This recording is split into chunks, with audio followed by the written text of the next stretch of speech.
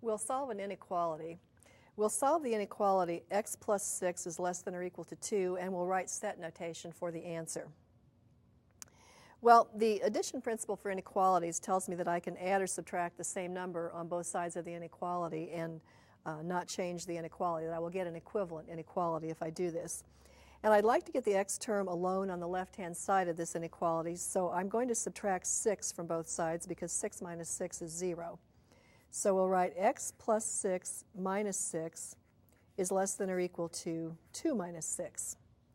Now on the left-hand side, 6 minus 6 is 0, so I have x plus 0, or just x.